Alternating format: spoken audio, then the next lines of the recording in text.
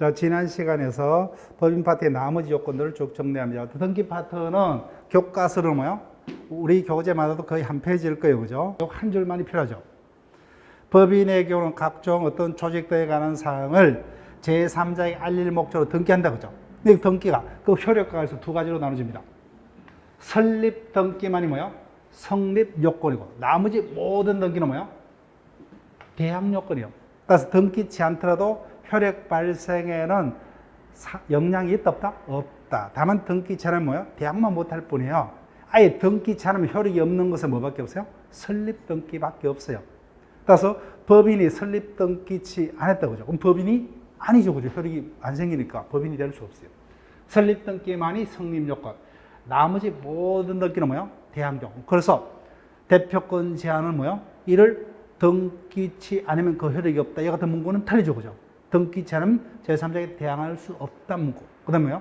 법인이 사무소를 이전한 경우 이전 등기치 않으면 그 효력이 없다. 틀리죠. 그죠? 예. 이전 등기치 않으면 대항하지 못한다. 이 문구만 가능하다. 설립 등기만이 성립 요건. 그래서 여기서 굳이 교재에 있는 것을 써놓기는 써놨습니다. 근데 여기서는 뭐예요? 요거 하나 더 각인시키는 거예요. 법인의 의무기간은 다 몇 주입니까? 3주죠, 3주. 그 설립 등기도 뭐예요? 주무관체 허가가 있는 날로부터 뭐예요? 3주 내에 주된 사무소 소재에서 법정한 사항을 등기하여야 합니다. 그 등기간은 뭐예요? 3주인데 허가서가 도착한 날로부터 기산한다. 출제된 바 없습니다. 아직까지는. 그 다음 나머지는 뭐예요? 쭉 교과서 순서대로 쭉 적어놨어요. 그죠? 다 필요 없어요. 자, 법인의 감독. 우리 시험에도 두세 차례 출제가 돼서 순서 속이는 거죠. 감독 기관은 2명이죠. 그죠? 근데 활동할 때 그 업무는 누가요? 주무관청이 해산 청산 단계에서 누가요? 법원이. 이 순서 속이는 지문. 자, 그러면 교과서 다시 앞부분으로 돌아갔어요. 교재 몇 페이지입니까? 88페이지죠. 네. 권리 능력 없는 사단 파트로 갑니다. 법인 파트에서 가장 어렵게 출제가 될 수도 있는 파트 중에 하나죠. 그죠? 자, 볼게요. 사단입니다. 일정 목적하에 결합한 사람단체죠. 그 사단에 대해서 설립 등기까지 있었다. 그러면 뭐요? 우리가 지금까지 배웠던 사단법인이 됩니다. 근데 사단은 사단인데 아직까지 뭐요? 설립 등기는 못했다. 그죠? 그래서 사단법인이 아니니까 비법인 사단 그죠? 또는 권리 능력이 없기 때문에 권리 능력 없는 사단이란다. 둘 다 사단인 점에서는 차이가 없죠. 그러니까 뭐야? 둘 다 구성원인 사원이 존재합니다. 그때 재산이 있어요. 재산이 있는데 사단법인의 경우 그 재산은 사원들 겁니까? 사단법인 자신 거요?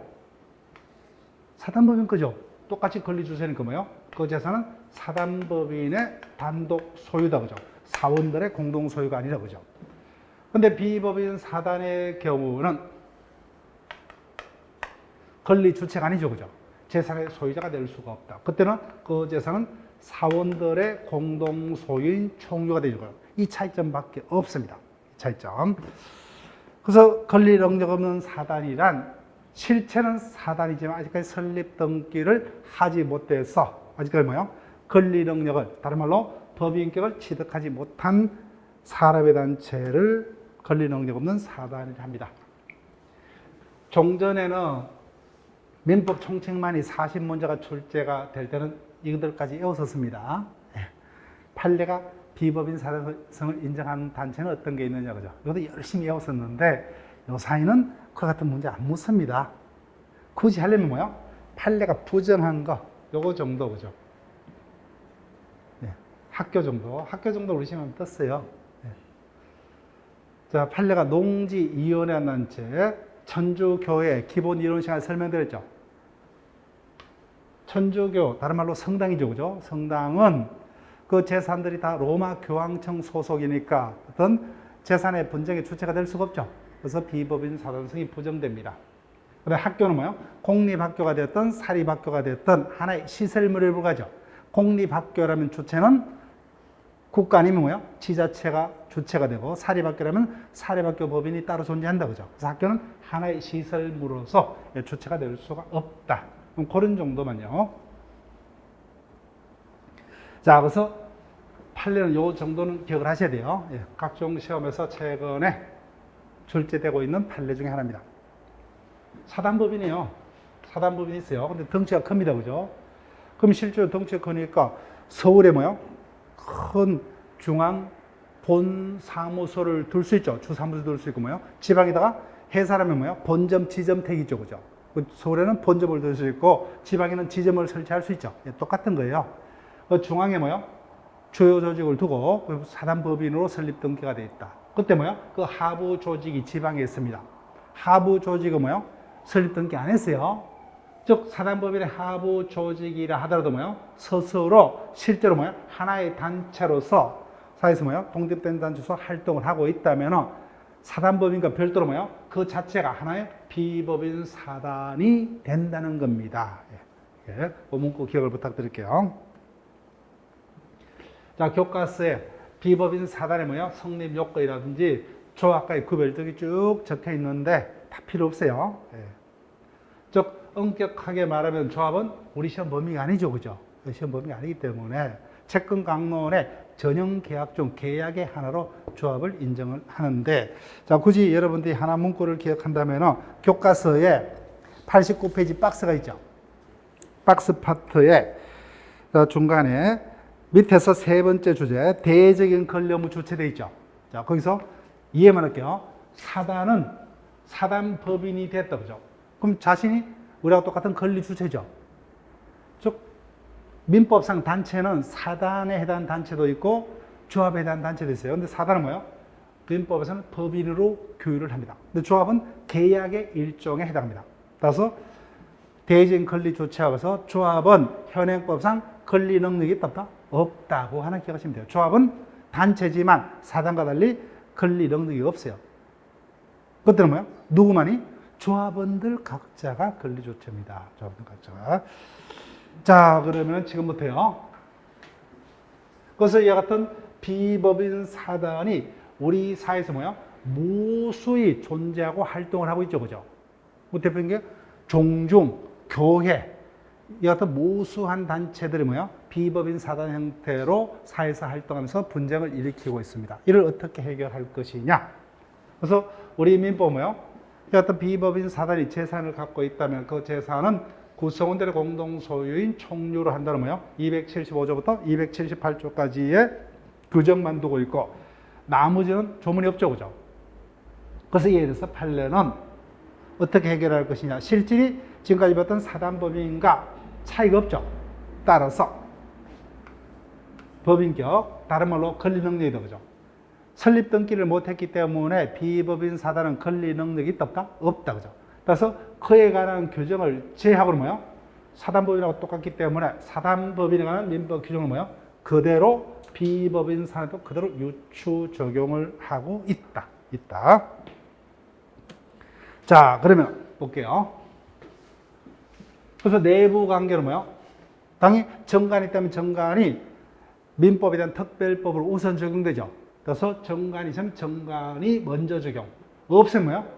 사단법에 관한 민법 규정을 유추 적용을 한다, 그죠? 그 다음, 재산관계는 민법에 규정이 있죠. 비법인 사단의 재산은 뭐예요? 사원들의 공동소유인 총유죠. 자, 이 파트를 이해하셔야 돼요. 따라서 내가 아무리 동창회비를 많이 처리했더라도 뭐예요? 동창회 재산 중 얼마가 내 것이다. 지분이 없죠. 지분이 없으니까 뭐예요? 분할 청구권이 있을 수 없고. 그다음 제일 중요한 요겁니다. 판례에서 확인할 거예요. 총유 재산의 관리 처분권은 정관에 규정이 없다면은 누구의 권한에 속합니까? 총회의 권한에 속한다, 그죠? 관리 처분권. 그래서 관리 행위는 뭐예요? 어디까지를 말합니까? 보존, 이용, 계량 행위를 말하죠, 그죠? 그래서 보존 행위도 뭐예요? 비법인 사단은 누구만이 할 수 있다? 총회만이. 보존, 이용, 계량행위를 합쳐서 뭐예요? 관리행위를 한다 그죠? 그래서 이와 같은 총유재산의 관리행위, 처분행위 등은 뭐예요? 누구의 권한에 속한다? 총의 권한. 사원들은 규율이 정한 바에 따라서 재산의 사용 수익금만 갖고, 그 다음 뭐예요? 마지막에 이해합니다. 내가 아무리 동창회비를 많이 출연했더라도 뭐예요? 탈퇴하는 순간 1푼의 채의 권리도 있다 없다? 없다. 그래서 사원의 사단 재산에 관한 권리 의무는 사원 자격, 취득, 상실과 뭐야? 일치한다 그죠? 그래서 이 부분 제일 중요합니다. 총유 재산에 대한 관리 처분권은 정관의 규정이 없다면 누구의 권한에? 총의 권한. 자, 그러면 지금부터 판례를 최대한 이해를 해서 키포인트를 기억해야 돼요. 자, 교과서 판례 쭉 설명을 할게요. 1번 판례부터. 비법인 사단의 경우도 뭐예요? 권리 능력에 관한 규정을 제하고는 다 우리가 지금까지 배웠던 사단법인에 관한 규정이 다 유추적용되죠. 또 비법인 사단도 대표자가 사단의 직무를 수행하다가 타인에게 손해를 가면 비법인 사단에 뭐야? 불법행위가 성립한다 그죠? 35조가 규정이 됩니다. 그래서 배웠던 부분 확인해 볼 거예요. 그래서 비법인 사단의 대표자가 그 직무에 관해서 그죠? 타인에게 손해를 간 경우 35조가 그대로 적용됩니다. 따라서 비법인 사단이 배상할 책임이 있고 그때 직무행위에 속한 여부는 뭐야? 외형적으로 그죠? 따라서 대표자 개인의 사리 도모를 위한 대표권 남용 행위도 뭐야? 법에 위배되었더라도 뭐야? 객관적으로 외형상 뭐야? 직무 범위에 속하면 비법인 사단의 불법행위가 성립한다 그죠? 예. 따라서 35조가 유추 적용된다. 그런 정도로만 확인하시고 그다음 그래서 A입니다. 그런데 이와 같은 뭐예요? 직무행위에 속한 여부는 행위의 객관적인 뭐예요? 외형적 성질에 따라서 한다 그죠? 그래서 외형상 직무 범위에 속한다면 그러니까 대표기관 개인의 사리를 도모하게 한 대표권 남용 행위였던 뭐예요? 법의 규정에 위배된 행위였다 할지라도 비법인 사단의 불법행위가 성립한다. 다만 이미 뭐예요? 피해자가 대표자가 직무 범위에 속하지 않음을 알았거나 그죠? 키포인트. 몰랐더라도 뭐예요? 중대한 가실로 모르는 경우에는 그때는 뭐예요? 비법인 사단의 불법에는 성립하지 않는다. 여기까지는 굳이 체크할 필요도 없죠. 우리가 이미 알고 있는 거니까. 자, 그러면 3번요. 체크표 하시고. 다음 중 사단법인에 관한 민법 규정 중 비법인 사단에는 유추 적용될 수 없는 것해가 뭐예요? 출제가 되었습니다. 자, 여기까지 체크할게요. 비법인 사단도 대표자의 대표권을 제한할 수 있다 없다? 있죠, 그죠? 그걸 정관으로 제한할 수가 있어요. 그렇지만 그 제한을 등기할 수는 있다 없다? 없다. 여기까지 출제했죠. 여기까지 안 틀릴 거예요. 그래서 비법인 사단도 대표의 뭐요? 대표권을 정관으로 제한할 수 있다. 다만 그 제한을 등기할 방법은 없다, 그죠?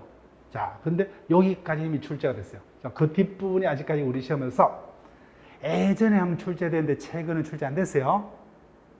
예전에 15회차 이전에 출제가 됐어요. 근데 출제된 지가 10년이 넘습니다. 근데 최근에 다른 시험에서 이 부분이 다시 또 유행이 돌아왔어요. 또 출제가 됩니다.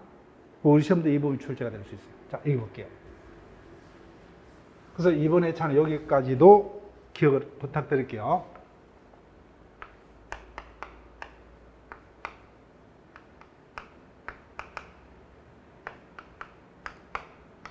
갑이 비법인 사단의 이사 맞습니다. 대표기관 맞죠? 그 정관으로 이사의 대표권을 제한했습니다. 대표권을 제한했어요. 그럼 대표권 제한이 효력이 발생했죠. 근데 문제는 등기할 방법이 없죠, 그죠? 사단법이라면 대표권 제한을 등기부에다가 등기를 하면 되는데 아직까지 비법인 사단에 불과하므로 대표권 제한은 가능하지만 그 제한을 등기할 방법이 없다. 그럼 이 경우 대표권 제한으로서 상대방에게 대항하려면 어떻게 해야 되느냐? 민법 일반론으로 가는 겁니다. 자, 볼게요. 그때 비법인 사단의 대표자가 정관에서 총회 결의를 뭐요? 그치도록 뭐요? 되어 있는 대표권 제한 규정에서 2번에서 뭐요? 대외적 거래 행위에서 이를 거치지 아니했습니다. 그때 어떻게 할 것이냐? 그때 이와 같은 총회 결의를 뭐요? 제한은 비법인 사단 내부적 의사 결정에 불과하므로 상대방이 그와 같은 뭐요? 대표권 제한을 알았거나 뭐야? 알 수 있을 경우 아니면 대표권 제한으로 대항하지 못한다 그죠? 이 부분을 기억해달라는 거예요. 자, 당연히 뭐요? 등기가 있었다면 뭐요? 당연히 대표권 제한으로 상대방이 대항할 수 있죠. 근데 등기할 방법이 없기 때문에 그때는 뭐요? 상대방이 같은 대표권 제한 사실을 뭐요? 알았거나 알 수 있었던 경우가 아니면 뭐요? 대표권 제한으로 대항할 수 있다 없다? 없다. 근데 대항할 수 없기 때문에 이와 같은 대표권 제한에 관한 정관 규정을 위배한 거래라도 뭐요? 무효다, 유효다? 유효한 거예요. 그때 여기까지 갈게요. 그때 상대방이 알았거나 알 수 있다 그죠? 그때는 대표권 제한을 위배한 행위이기 때문에 그때는 무효죠. 근데 무효가 되려면 상대방이 같은 사실을 알았다, 알 수 있다가 입증이 돼야 됩니다. 당연히 상식적으로 누가 입증을 해야 된다? 무효를 주장하고자 하는 뭐야? 비법인 사단. 여기까지 기억을 해달라는 거예요. 여기까지. 이 부분이 우리 시험도 뭐요? 예전에 출제가 되었었습니다. 15회차 이전에는. 근데 그 이유는 지금 등장한 바가 없어요. 최근에 다시 이 부분이 등장하고 있다는 거예요. 각종 시험에서. 다시 한번요. 여기까지는 기본입니다. 그죠? 첫째, 두째 줄. 비법인 사단도 대표권을 제한할 수가 있다. 정관으로 그죠? 그렇지만 이를 등기할 방법은 없죠. 그죠?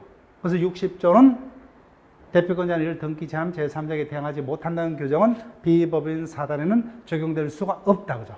그때 비법인 사단은 대표권 제한을 가지고 상대방에 대항하려면 어떻게 해야 되느냐?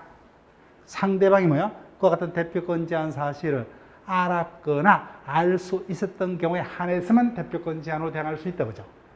그래서 상대방이 뭐야? 알았거나 알 수 있었던 경우가 아니라면 대표권 제한에 위배되는 행위라도 뭐야? 그대로 유효하다. 그죠? 근데 이 같은 사실은 당연히 무효를 주장하고자 하는 비법인 사단에서 입증을 해야 됩니다. 그래서 여기까지 일단 기억을 부탁드릴게요. 자, 그 다음 4번 판례 체크를 하시고, 자, 다시 한번 총유재산의 관리 처분권은 정관에 규정이 없다면 누구의 권한에 속한다? 총회에 기는 거죠. 자, 볼게요. 그래서 재건축 조합이 뭐예요? 주체가 돼서 신축, 완관, 상가 건물은 재건축 조합은 예전에는 뭐예요? 비법인 사단이었기 때문에 조합원들의 공동선이 총유에 속한다. 그죠? 그때 그 총유의 관리 처분에는 정관에 정한 법 없으면 총회 결의에 의하여 된다. 따라서 대표적인 조합장이 뭐예요? 이 같은 총회 결의 없이 그 재산을 처분했다. 그때는 이 같은 처분 권한은 누구만이 가진다? 총회만이. 그러니까 총회 결의 없는 처분 행위는 뭐예요? 무권한 자의 처분 행위는 유효다, 무효다? 무효잖아요. 처분 행위는 권한 있는 자만이.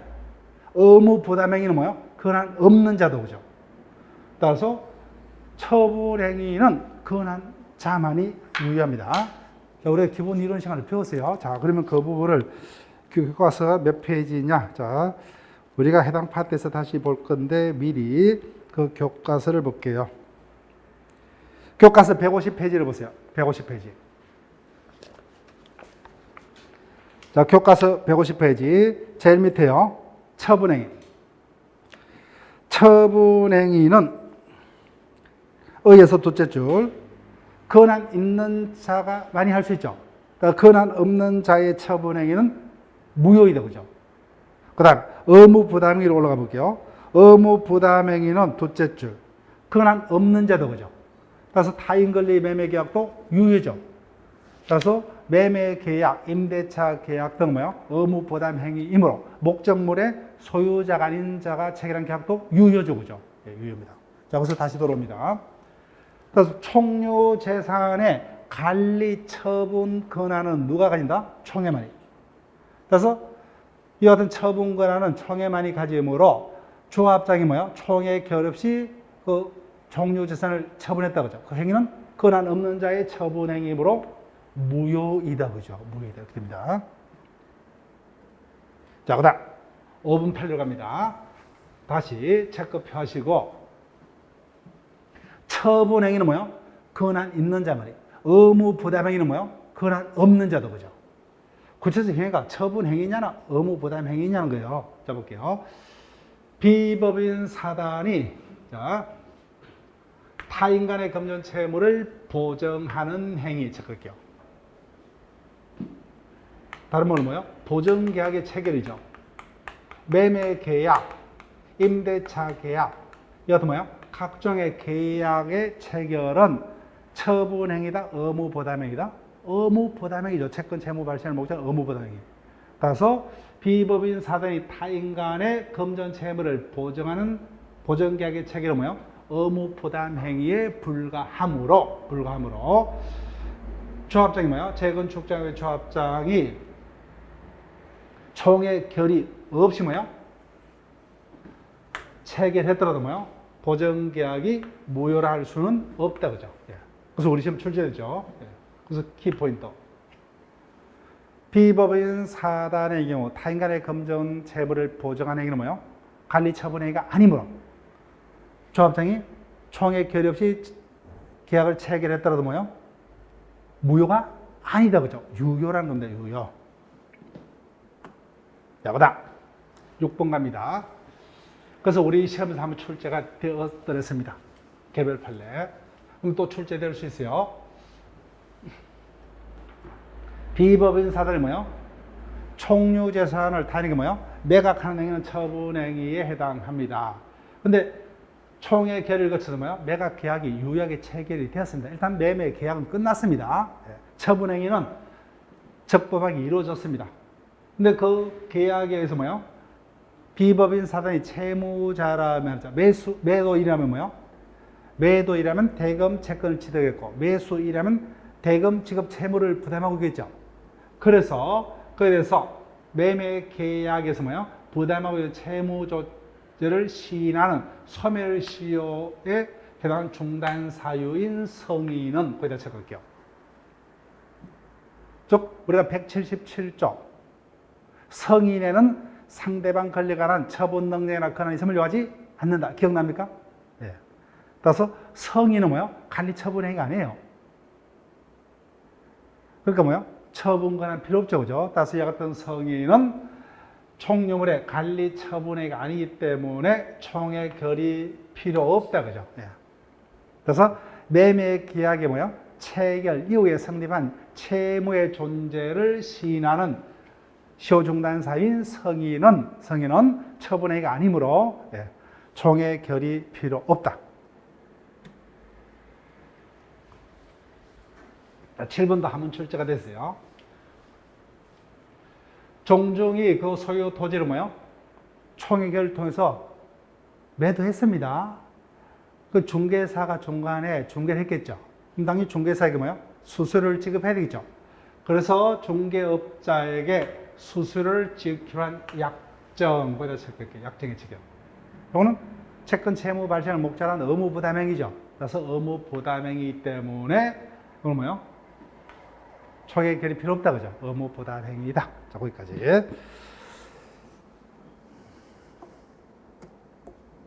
자, 외부 관계로 갑니다.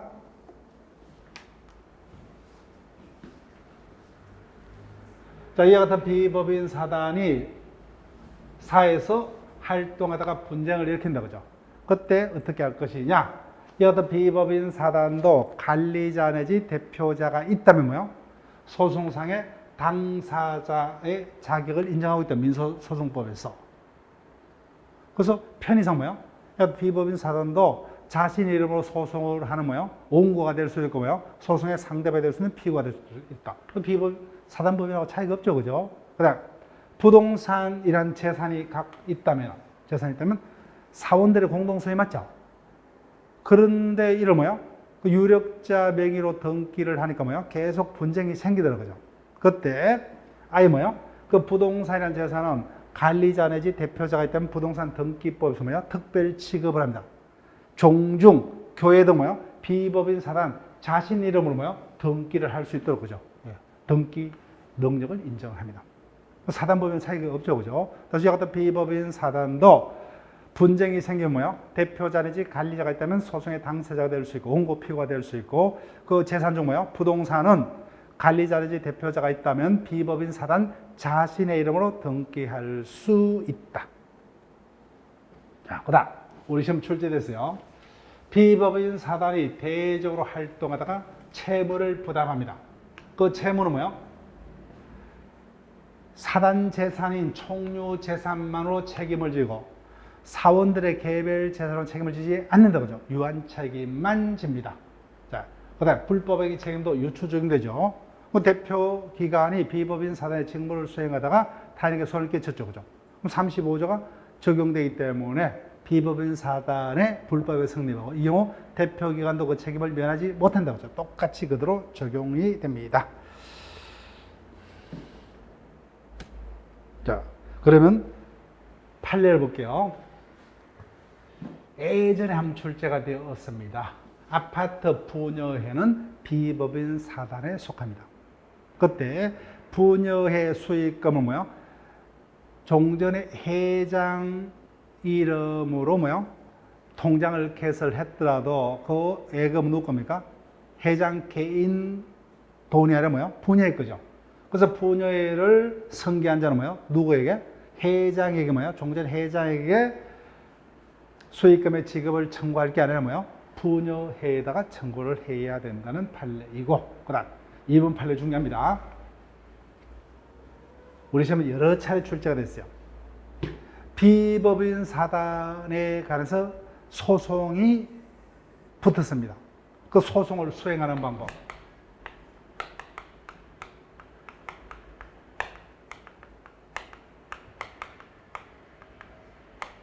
두 가지 방법밖에 없어요. 자, 금방 우리가 본문에서 봤다 그죠? 비법인 사단도 자신의 이름으로 뭐요? 원고 피고가 될 수 있죠, 그죠? 그래서 사단 명의로 직접 소송을 하거나 그죠?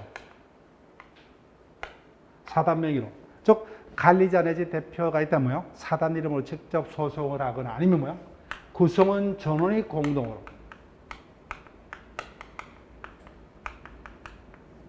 이 두 가지 방법밖에 없습니다. 따라서 뭐요? 아무리 대표자일지라도 뭐요? 대표자일지라도 개인 명의 뭐요? 소송은 없어요. 총회 결의가 있더라도 안 됩니다. 대표 개인 명의 소송은 안 돼요. 자, 볼게요. 총류 재산에 관한 소송은 두 가지 방법밖에 없습니다. 비법인 사단이 뭐요? 자신의 이름으로 직접 뭐요? 소송을 하거나 그죠? 또는 전원이 공동으로 소송을 하거나 이 두 가지 방법밖에 없어요. 따라서 그 사단의 구성원은 뭐요? 그 사단의 구성원은 그자가 대표자라도 뭐요? 또는 총회 결의가 있더라도 소송의 당사자가 될 수가 없어요. 개인명의 소송을 할 수가 없다. 자, 그다음 3번 기본 판례죠. 앞서서 본문에서 내가 아무리 동창예배를 평소에 열심히 추리했더라도 탈퇴하는 순간 1%의 글도 있다 없다? 없다 그죠. 그래서 종전에 교회가 있습니다. 그 교회 재산은 뭐예요? 교회 재산을 독차지하기 위해서 A 신도파, B 신도파가 뭐예요? 마구마구 싸웠습니다. 그래서 뭐예요? B 신도파가 집단으로 탈퇴를 해버렸어요. 그러면 그 갑 교회 재산은 뭐예요? 탈퇴 당시에 교인들의 공동 소유가 됩니까? 아니면 뭐요? 탈퇴가 있기 때문에 남은 A 신도들의 공동 소유요. 잔존교인들이죠, 그죠? 따라서 일부 교인들의 교회를 탈퇴하여 그 교회의 교회로부터 뭐요? 지위를 상실하게 되면은 탈퇴가 뭐요? 뭐 개별적이든 집단적이든 교회 재산은 뭐요? 잔존교인들이죠. 예, 잔존교인입니다. 잔존교인들의 총류입니다. 총류. 그다음 그래서 남아있는 교인들의 공동 소유가 됩니다. 그래서 자기들끼리 뭐요? 평화롭게 기존 교회 재산을 뭐요? 두 개로 쪼개서 그래서 평화롭게 나눠서 가지죠. 이와 같은 분열은 허용되지 않는다. 그죠? 분열은 허용되지 않는다. 자, 4번 판례 여러분들 읽어보세요. 종중은 대표적인 비법인 사단인데 별도의 뭐요? 그건 자연 집단적 종족 집단이기 때문에 별도의 조직, 행위, 규약 등이 필요 없다. 그죠? 규약 등이 필요 없다. 여러분들 한번 읽어보시고. 그 다음 5번 판례 똑같아요. 앞서서 총의 결의가 유효하려면 소집 절차와 결의 방법 등을 따라야 되죠. 그죠? 이와 같은 소집 절차 규정 등을 위반한 총의 결의는 유효이다, 무효이다? 무효이죠. 무효지만 그 이후에 뭐요? 적법하게 소집된 총회에서 추인할 수 있다. 그죠? 추인할 수 있다. 그 다음 6번 앞에서 총회에서 봤습니다. 예. 본질에 반하는 것은 무효죠. 그죠? 그러니까 종종의 자격을 제한하는 이와 같은 것은 무효이다. 본질에 반하기 때문에. 자, 그럼 교과서 기출 문제를 통해서 확인을 합니다. 23회차 문제를 보세요. 교과서 기출 문제.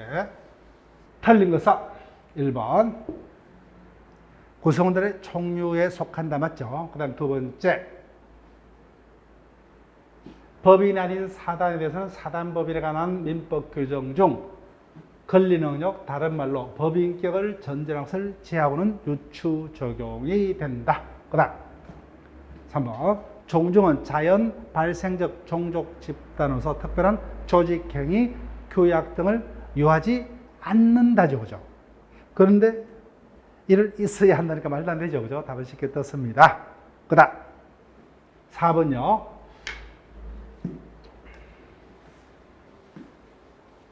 자, 4번 판례는 이 부분은 다시는 반복 안 될 거예요. 4번 판례는 교회가 아직까지 뭐요? 교회가 그 실체를 갖춰 법인 아닌 사단으로 성립을 했어요. 비법인 사단이죠. 그죠?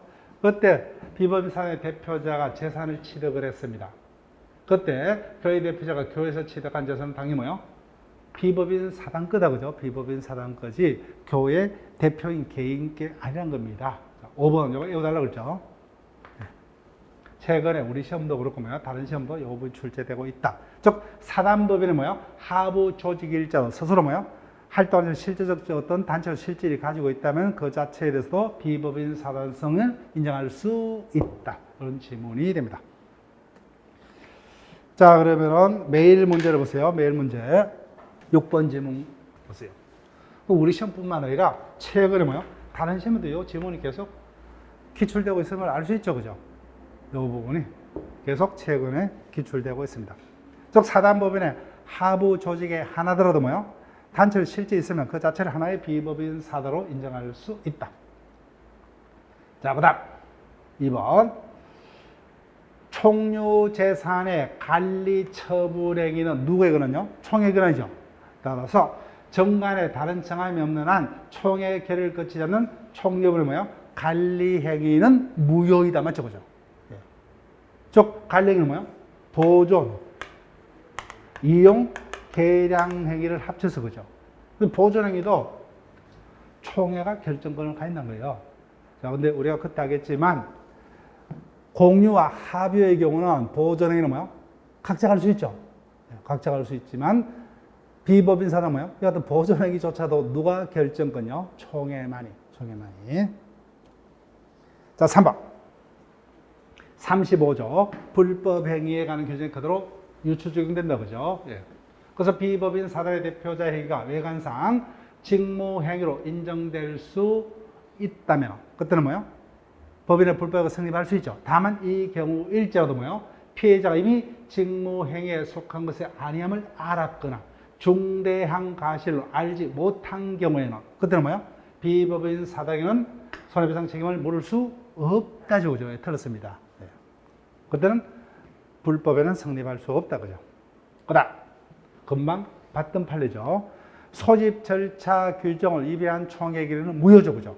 그렇지만 사후에 적법하게 소집된 총회에서 뭐요? 추인할 수 있다. 그죠? 추인할 수 있다. 그 다음 원칙 비법인 사단에도 뭐요? 사단법인에 관한 규정이 그대로 유추 적용되죠. 따라서 이자들도 뭐요? 총회에서 결의는 미리 소집 통지서에서 기재된 사항에 한해서만 그죠.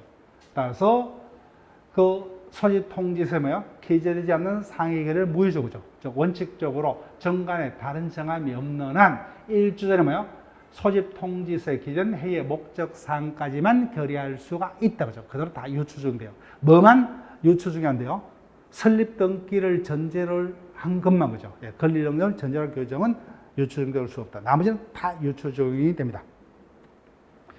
자, 지금까지 우리가 권리 주체까지 봤습니다. 자, 이제는 교과서 몇 페이지입니까? 권리 객체로 갑니다. 교과서 126페이지입니다. 자, 권리 객체 파트에서는 우리 민법 총칙에서 뭐예요? 그 중에 물건만 시험 문제죠. 그죠? 네, 두 문제가 출제가 됩니다. 자, 그럼 권리의 객체에 관한 총설 파트 126페이지는 우리 시험과 상관없다 이렇게 보시면 돼요. 여러분 본격적으로 출제 안 되니까 여러분들이 그냥 쭉 확인을 하시고 어디서부터 보냐면은 127페이지부터 바로 갑니다. 민법 총칙에서는 각종의 권리 객체 중 뭐요? 그 중에서 물건에 대해서만 규정을 두고 있다 그죠? 네, 물건 파트에서 두 문제인데 한 문제는 종합적인 지문 형태로 뜰 겁니다. 즉 물건 파트에서는 조문이 98조부터 뭐요? 102조까지 조문이 존재하고 있죠. 그죠? 98조, 99조, 100조, 101, 102 5개 조문이 있는데 그 5개 조문을 전체를 통해서 종합적인 지문 형태가 한 문제가 뜰 거고 나머지 하나는 뭐요? 거기서 주종물 100조를 위주로 해서 쭉 한 문제가 출제가 될 거예요. 자, 물건 갑니다. 민법상 물건이라 하면 유체물 앤더 전기기 다 관리할 수 있는 자연력이다. 그죠? 관리할 수 있다. 관리할 수 있다는 문구는 다른 말로 뭐요? 권리자만이 그 객체인 물건을 뭐요? 배타적으로 지배할 수 있다. 그죠? 즉 배타적 지배 가능성을 말하죠. 그래서 배타적 지배 가능성의 문구가 자연력 앞에 주어져 있지만 해석상 뭐요? 그래서 배타적 지배 가능성이 유체물 앞에 위치해야 된다. 그죠? 본문 설명됩니다. 그래서 현행법상 유체물이 되었던 자연력이 되었던 뭐요? 민법상 물건이 되려면 권리자만이 배타적으로 지배할 수 있는 관리 가능성이 있어야 한다. 자, 그럼 요건으로 갑니다. 첫 번째, 관리가 가능한 거죠. 다른 말로 배타적으로 지배가 가능한 유체물 또는 자연력만이 민법상의 물건이 될 수가 있다. 따라서 유체물일자가 뭐요? 어떤 배타적 지배가 불가능한 해, 달, 별, 바다 등은 뭐요? 민법상의 물건이 될 수가 없고 그 다음 뭐요? 전파는 뭐요? 전기 등은 똑같이 우리 눈으로 그 존재가 확인될 수가 없죠. 그죠? 그렇지만 전기 등은 배타적 지배가 가능하므로 민법상의 물건이 될 수 있음에 반해서 똑같은 뭐요? 무체물이지만 전파는 같은 배타적 지배가 불가능하므로 민법상 물건이 될 수가 없다. 그죠? 자, 그 다음. 이때 관리 가능성은 권리자만이 그 객체인 물건을 배타적으로 지배할 수 있다는 배타적 지배 가능성을 말합니다. 그래서 여하튼 아무리 뭐요? 유체물일지라도 배타적 지배가 불가능한 여하튼 바다 등은 민법상 물건이 될 수가 없다. 자, 그 다음에 두 번째. 여기서는 자주 출제가 되죠. 두 번째 요건이 민법상 물건이 되려면 외계의 일부일 거죠. 이때 외계라는 것은 살아있는 인격체가 아닐 것, 비인격성을 말한다고 그러죠. 비인격성. 따라서 사람의 신체 또는 그 일부는 민법상 물건이 될 수 없다. 그죠? 따라서 어수, 어족, 어치 등도 뭐요? 구입할 때는 물건이지만 전제가 뭐요? 신체에 부착되어 있는 동안에는 뭐요? 이거는 신체 일부이지 물건이 될 수가 없다. 다만 분리되면 물건이죠. 그죠? 따라서 모발, 혈액 등도 뭐요? 분리되면 물건이고 분리된 자의 소유에 속한다. 자, 여기까지는 우리가 상추를 읽어내면 돼요. 자, 그럼 중요 표시하시고 여러분 출제가 됐어요.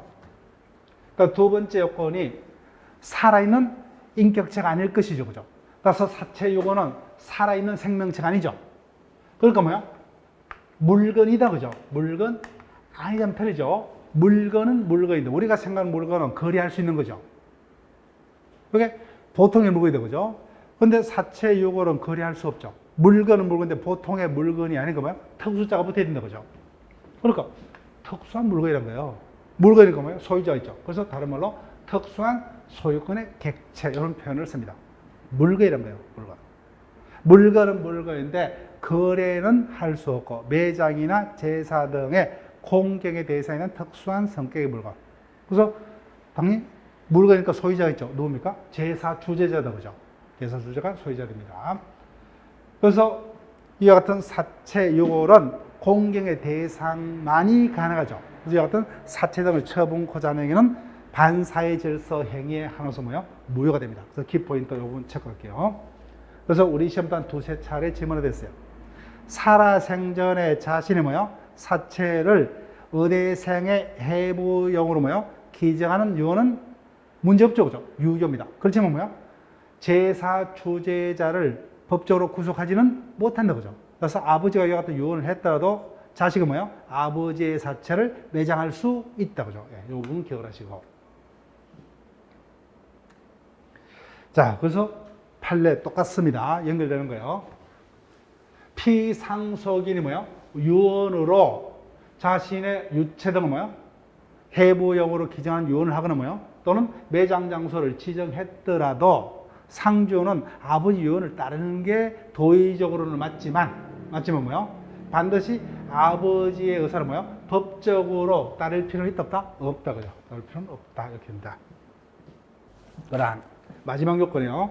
물건 파트에서는 뭐요? 가장 중요하다고 했습니다. 요 독립이라 뭐요? 요 두 글자가 가장 중요하다고 했어요. 자, 민법상의 물건이 되려면 첫 번째 요건이 그 객체의 물건은 뭐요? 권리자만이 배타적으로 지배가 가능해야 되죠. 근데 배타적 지배가 가능하려면 전제 조건으로 그 물건이 다른 물건과 구별될 수 있는 뭐요? 독립한 존재여야 된다 그죠? 자, 그런데 이때 독립하이라는 의미를 우리가 어떻게 기억을 하느냐? 우리가 배우는 민법은 법 중에 하나죠. 그죠? 법입니다. 근데 모든 법은 그 존재의 목적이 뭐죠? 우리 거래계에서 일어나는 어떤 법적 분쟁을 해결하기 위해서 그죠? 그래서 모든 어떤 개념의 판단 기준은 뭐야? 거래계에서 통용되는 게 그 기준이 되겠죠. 그죠? 그래서 독립이라는 의미를 어떻게 이해를 하느냐? 당연히 아파트 건물이 있다면 물리적으로 아파트 한 동이 하나의 건물이 맞지만 우리 법적으로 뭐요? 이게 독립의 의미다. 그죠? 따라서 독립성유무는 물리적 개념이 아니라 사회통념, 다른 말로 뭐요? 거래 간염이죠. 그죠? 거래 간염에 따라서 독립성유무를 판단한다. 그죠?